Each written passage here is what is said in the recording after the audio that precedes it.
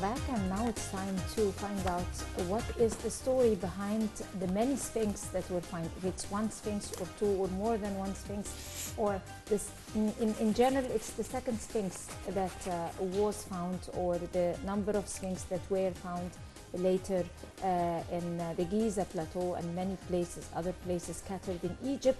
Of course, nobody else better to tell us about these stories and more than our prominent guest, Mr. Bassam, Shammaa, historian and author of Egyptologist. Good morning, Good morning Mr. to you, my dear. Shammaa. Good morning to you. How are you doing? I'm doing fantastic. Thank you very much. A very good morning to you, sir. And as Gina mentioned, we are going once again to tackle the issue of the other sphinxes. I don't know if I'm pronouncing it right or no.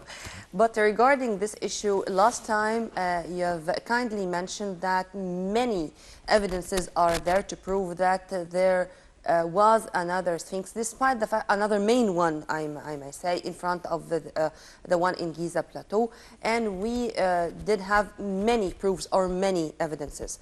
But let's have a quick idea first. Why should we think that there was a lot of other sphinxes, or at least another main one in the Giza Plateau? Briefly, to those who were not with us last week. And indeed, why then, when we go to visit the Sphinx at Giza, we should be surprised, we should be gobsmacked, we should be feeling very ambiguous about only one Sphinx. So what I'm trying to tell you here, tell our dear viewers, is that you should be surprised and should put a huge question mark on why is it always one Sphinx in Giza, but always double Sphinxes everywhere else. The Karnak temples we mentioned, the double avenue of ram-headed Sphinxes on the right and on the left. The Luxor Nikta-Nibbu, the famous king of ancient Egypt, the Nikta-Nibbu double avenue of human-headed Sphinxes in front of the Luxor temple. Here is one on the right, some on the left.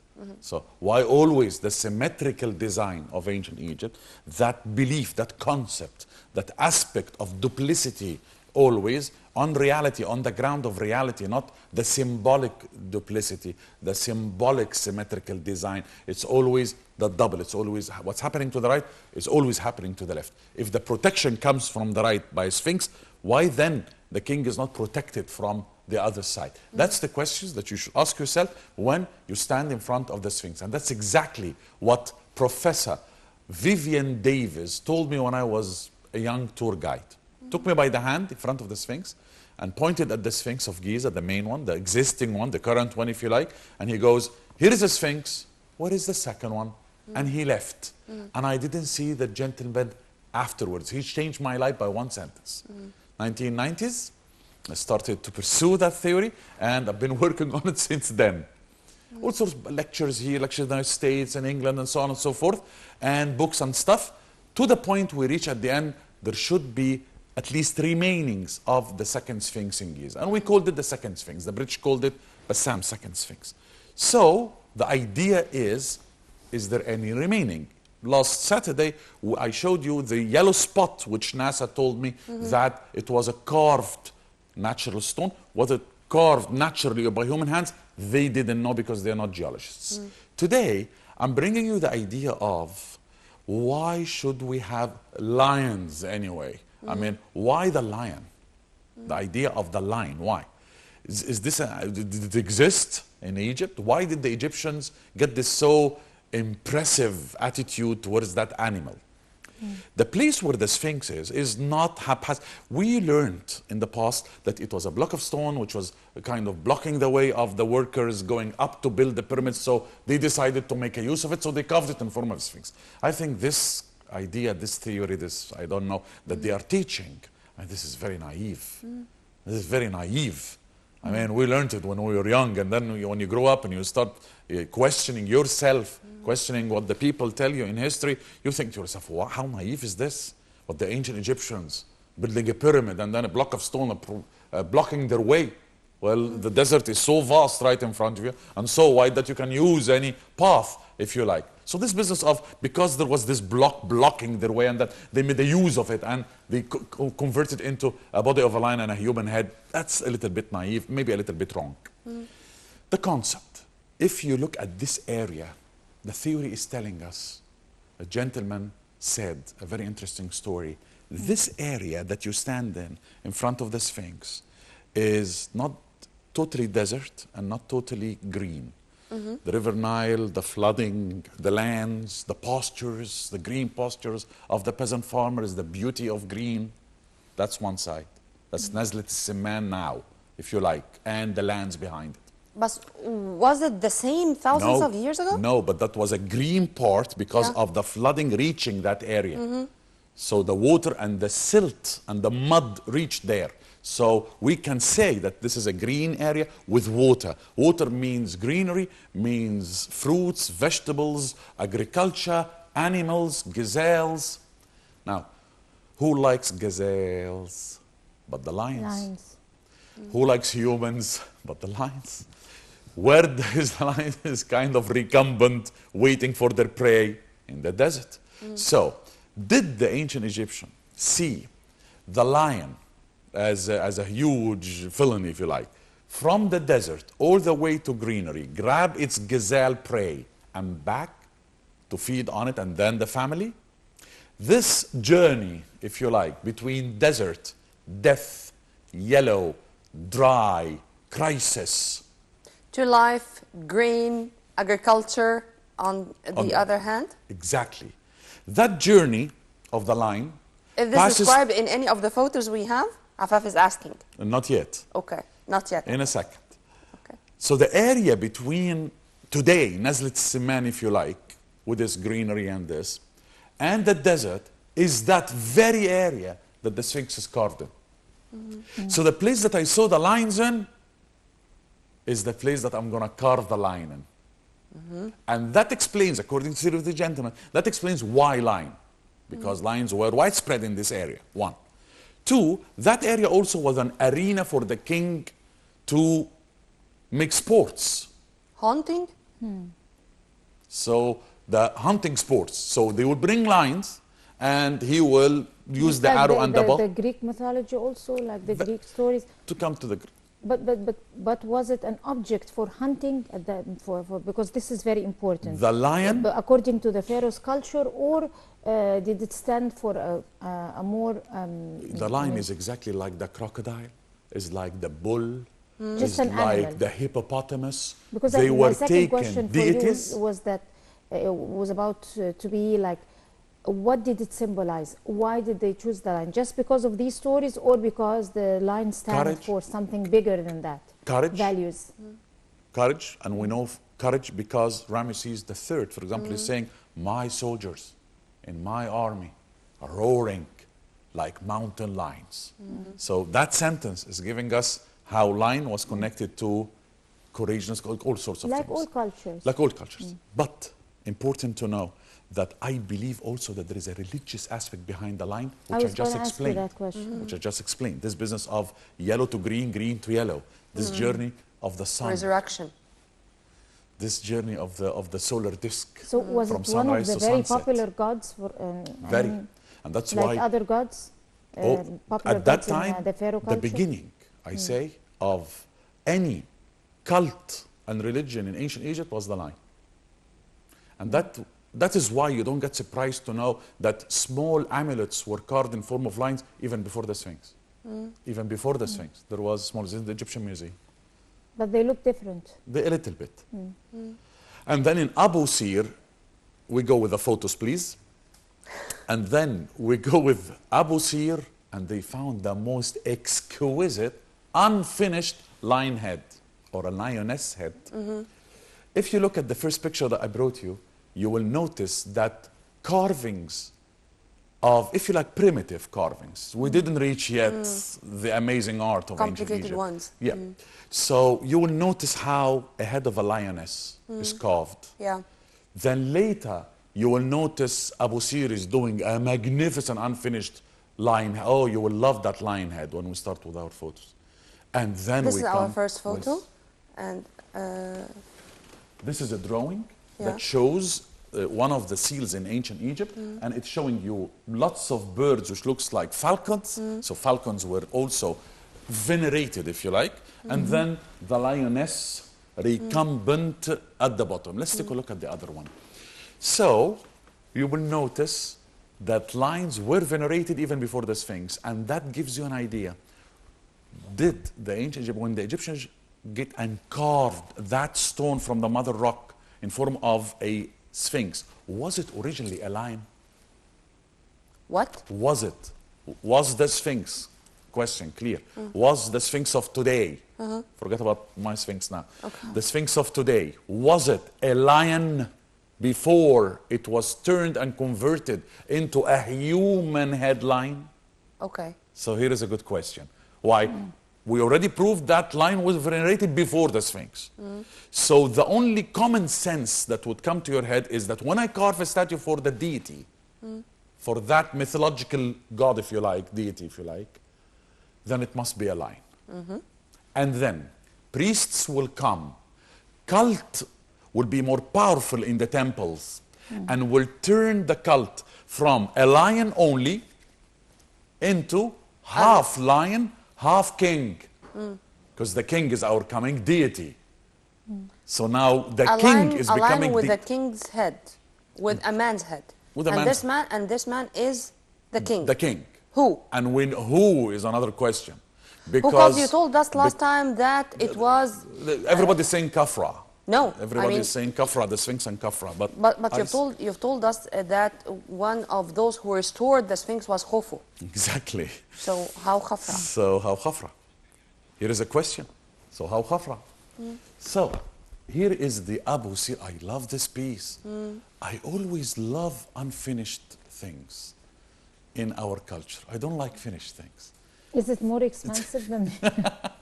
It's more, if you like, it's more challenging, right? And also, I love what I like to call the pose in history. This is pose. This is the artisan and the sculpturer is doing his job, and then something happened and he stopped. So that is a pose in history. He didn't finish. He already started. Masterpiece, I say, even it's unfinished. So for me, the Mona Lisa is beautiful, but if it was a little bit vague on the left cheek, it would be more challenging for me. It will be more work to notice what's happening. Of course, the execution of the art is great and everything, but when you go to Memphis, you will find in Memphis unfinished statues, brilliant, standing from away. You can say, here is a man, he's proceeding with his left leg. You cannot see exactly. But something happened and the artisan stopped. And that pose in history, stop here, that particular moment is what interests me. So, instead of the lion head, I'm turning it into a human head, right? But I don't want to lose the lion. So what do? You invent the nemes. And the nemes in hieroglyphs is the cloth material, if you like. Royal headdress, you got it now? Right. It's exactly like what your hair is done today. Your hair is going wide a little bit here, right? So this is your mane. The lion, in your case, the lioness, mane. So as if the hair of the lion is there, but it's not the hair. And it's also the pose. And it's the pose. Recumbent. So how come it's not a lion? It has the pose of a cat. Well, it is the family, if you like. It's the family. Interesting question is, next time you guys go to the Sphinx, take a closer look. You will notice that the head, in proportion, is smaller than the body. Yes, it is. So it's The head of the Sphinx is in proportion to the body. Don't tell me that's a mistake. The guy just finished a pyramid. So that's true. we're not talking about mistakes of measurements. The physique of the statue also Somebody tells that this is who a studied, of course, textbook anatomy of animals. So don't tell me this is a mistake made by the artisan in such a huge project. Especially when we now know that he is so into it that he's now converting a huge project like this, which everybody sees, even the populace from away they will see. Now, so is that explanation why the head of today is smaller in proportion to the body? Very, very possible. Now, going back to your question, if Khufu was mentioned in the inventory stela that we saw last week, that he is going to Rashetto, to Giza, to restore and to repaint the Hiram Akhet? And if he didn't mention the Hiram Akhet, I would tell you maybe he was talking about another Sphinx. But mentioning Hiram Akhet, because that's the very name of the Sphinx of today. So indeed, oh indeed, let's take a look at the other picture here. What happened to the second Sphinx? Why is it the remainings of the second Sphinx? We notice from the inventory stela in the text is that there was thunder and lightning that fell down, struck Hiram Akhet. That's a text, ancient Egyptian text telling us the thunder and lightning came down and struck the Sphinx, destroyed the part of its ponytail of the Nemes. This part is destroyed till today. Now, take a look at this picture. This is in the Egyptian Museum, not far away from Akhenaten's room, the ground floor. What? Nobody is giving it any care. This is Selim Hassan's job. This stela can change the history of Giza. And why is it always in some place that nobody is giving care about? I say to the Egyptian That Museum, one, sir? bring this exactly, the piece. Okay, Bring it was shown just before. Exactly. Seconds ago. Yes, that's it. That the Sphinx wearing the crown. Crown? What crown? The Sphinx was wearing a crown? Here is your greatest surprise. Here is the theory turning into fact. Text is telling us thunder and lightning. Crown could be made out of metal. Metal attracts lightning. Yep. So when the lightning came down on Giza, it was attracted by the crown. Destroyed part of the back of the head. On the other side, struck a tree, sycamore. Between the sycamore hitting and fire, and between the hitting of the Sphinx of today and destruction of part of the Nemes, what's in between? The second Sphinx. So why am I saying this was struck and this was struck, and I'm not saying that the second Sphinx was struck? Well, this could be the reason why the second Sphinx is destroyed. When you make the measurements, you will know. I noticed something amazing, that the yellow spot is not showing where the head is. So where the space of the head and the recumbent paws, no yellow spot, meaning no stone under the sand. The yellow spot is on the part of the body of the lion, which means that there could be a big percentage of that when the lightning came down, it struck the crown, struck the head, struck the paws, destroyed. And because it is the goddess of the dew, and the dew humidity destroys the temples, bad, I'm not going to restore you. All through history, not one attempt was made to restore or to recarve, if you like, or to rebuild, if you like, the second Sphinx. They consider it a bad omen? Humidity. It's dew. It's the goddess of dew. And dew comes down on the temples and the colors, and it destroys it. And that mixes with the ancient Egyptian text, I was with two, now I'm with one. The god of creation, They according didn't to want the mythology. why didn't they want to restore it? Because the inventory stira is telling us as the orders of the God of heaven. They considered it like a bad Lightning. omen to restore it? Well, it was a decision, not even an omen. It was a decision made by heavens, according to the text. So Forbidden, if heavens so it's forbidden decide, to do that. if heavens decide to do this, according to the ancient Jewish belief, of course, if heavens decided to struck on a part of a statue, that means that's it. The grande finale. No more. And that's why this area, untouched. For Roman, Greek, Coptic, you name it, Persian, Nubian, Libyan, all those workers, all those guys who came and ruled Egypt, not one of them. They mentioned the story on a stela, but they didn't restore. Something stopped them from restoring the second Sphinx. Something indeed stopped them restoring the ponytail of the Nemes, because it is the decision of the God of heaven to send thunder and lightning to strike this part of the area. But Mr. Shammaa, over the years, I mean, over the centuries and over all the royal families that ruled in during the Pharaoh times, I mean, they did not change the culture and their devotion to a certain god, which could be on the first priority lines. I mean, why was it also only concerned with lines? And others. But the But lion because is of the very, gigantic, of course, because it's the it's first. very obvious. It's the first. And it's always when the first comes, it's the most important. It's your roots. What other symbols were there? Oh, you name it. As we mentioned, crocodile. But remember, they would hunt lions. They would hunt crocodiles. But we see They no would hunt statues hippos. or anything that personifies This is divine. this god. Exactly. This is divine.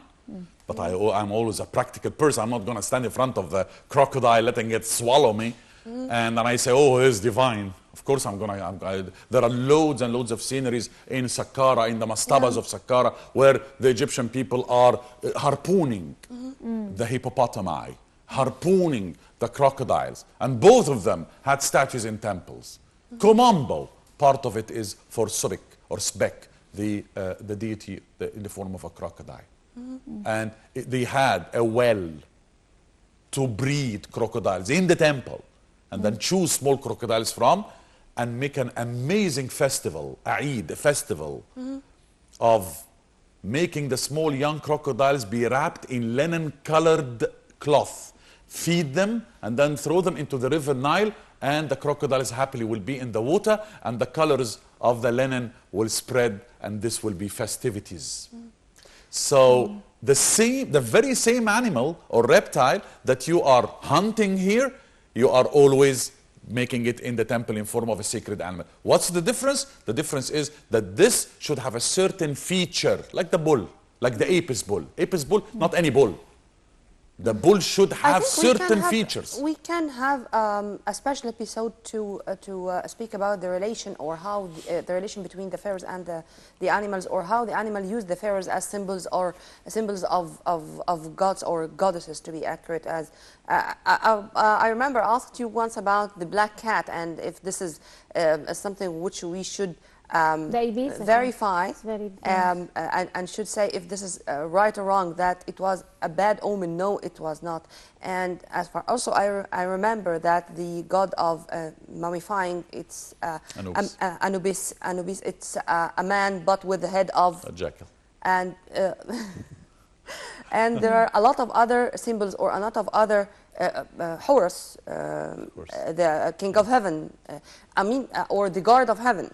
A lot of other issues, or a lot of other topics which we can speak about in details, about the relation between the pharaohs and the animals, and how they use them as symbols or gods. I'll end with you in one sentence. Okay. From your words, you mentioned Horus, you mentioned Anubis, the jackal, we mentioned the crocodile, we mentioned. And then you mentioned the human body with the head of the bird or the animal. Yep. Last sentence I will tell you. Think about it, viewers. Think about it, you guys. Isn't it the strangest thing on earth when you look at all deities in ancient Egypt for thousands of years, and they are all either animals or human with animal heads or birds' heads, right? And the Sphinx is the only character in ancient Egypt that made the opposite. Yeah. A lion body, an animal body, but a human head. That raises questions. That's Think very about important. it. Think about it. The answer is next week, inshallah. Next week is going to be another week also speaking about this issue, because I think that it needs a lot of episodes to speak about the details of the more than one Sphinx we have. We are fortunate to have you, and we are fortunate to be Egyptians, and we should be that proud to be the grandsons and daughters of those guys. Very true. Well, by this we come to the end of this very first segment of the Breakfast Show. Stay tuned only on Nile TV International. We are going to return back right after the short break.